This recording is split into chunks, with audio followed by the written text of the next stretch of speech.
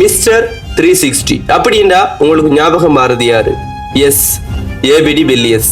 இவர ஸ்டோரியை பாக்குறதுக்கு முதல் நம்ம பேஜை ஃபாலோ பண்ணாதவங்க ஃபாலோ பண்ணிக்கோங்க. 1984 தென்னாப்பிரிக்காவின் ஒரு சிறிய நகரம் ஒன்றுல பிறந்த ஒரு சாதாரண பையன் தான் இந்த ஏபிடி வில்லியர்ஸ். தன்னை ஒரு சைல்ட் ப்ரோடிஜி அப்படின்னு சொல்லி கொள்ளாத ஒருத்தர். ஆனா உலகமே இவரை ஒரு ஜீனியஸ் அப்படின்னு சொல்லிச்சு. 2004 சர்வதேச கிரிக்கெட்டுக்குள்ள அறிமுகமாகிறாரு. ஆரம்பத்துல பார்த்தா ஒரு சாதாரண இளம் வீரனமாய் தான் தெரியுது.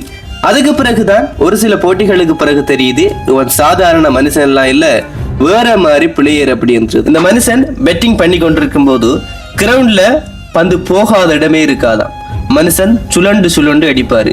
அதனாலதான் ஃபேன்ஸ் எல்லாம் மிஸ்டர் 360 அப்படின்னு சொல்லி கூப்பிட ஆரம்பிச்சாங்க. அதுக்கு பிறகு மனுஷன் பல சாதனைகளை படைக்கிறாரு. 2015 இடம்பெற்ற ஒரு ஓடிய மேட்ச் ஒன்றுல பெஸ்ட் இண்டிஸோடு இடம்பெற்ற இந்த மேட்சில மனுஷன் வெறும் 16 பந்துகளுக்கு அரைச்சதம் ஒன்று அடிக்கிறாரு. 31 பந்துல சதத்தை பூர்த்தி செய்யறாரு.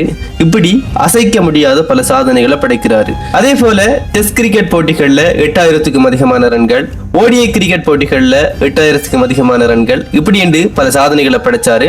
இந்த 2 ஃபார்மேட்லயும் மனுஷன் 50க்கும் அதிகமான சராசரியை வச்சிருந்தாரு. இப்படி பல சாதனைகளுக்கு சொந்தக்காரரான மிஸ்டர் 360 2018 டெஸ்ட் கிரிக்கெட்ல இருந்தும் 2021 அனைத்து வகையான கிரிக்கெட் போட்டிகளில் இருந்தும் ஓய்வினை அறிவிச்சாரு. கிரிக்கெட்ல பல சாதனைகள் ஒவ்வொரு நாளும் படைக்கப்பட்டு கொண்டே இருக்கும். ஆனா இந்த மிஸ்டர் 360 அப்படின்ற பேரை மட்டும் யாராலையும் எடுக்கவும் முடியாது, மாற்றவும் முடியாது.